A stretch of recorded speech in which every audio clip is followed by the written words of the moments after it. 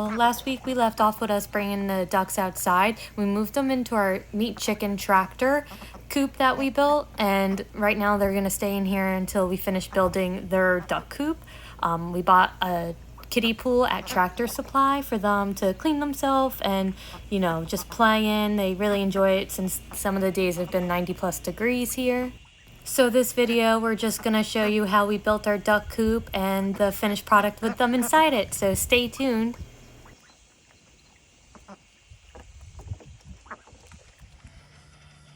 Go to the bottom actually. But it's got to be the same. All the way to the bottom.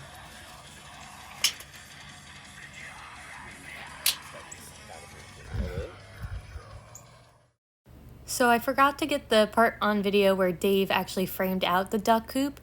He's kind of following the same basic plan that we did for our turkey coop and the meat tractor coop, but he's making it a lot bigger than both of those were. So he just has to measure out each piece of wood and make sure it's all leveled since we get some crazy storms out here.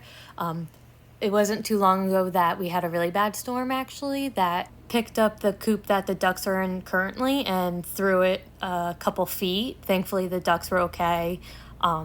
So now we just stake also the coop to the ground just to make sure that doesn't happen. But besides this coop being bigger, we're actually doing the whole one side as a door.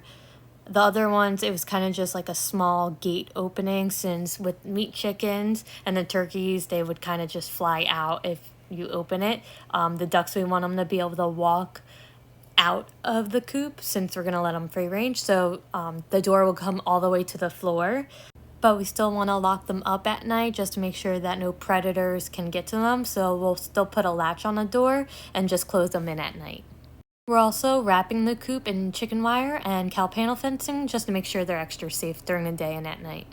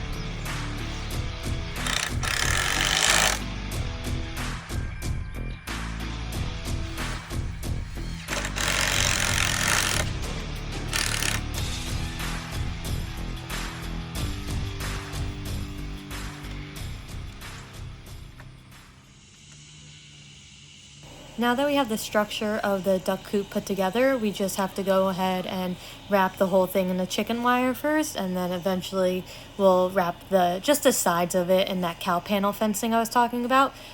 The chicken wire is a slow process to wrap it because you have to make sure it's tight on there. So it usually takes two of us about like 2 days. We first pull the fencing tight and tack it to the wood, and then after all that's done, we'll usually go in and every 2 or 3 spots we'll actually add more nails just to make sure it's sturdy on there.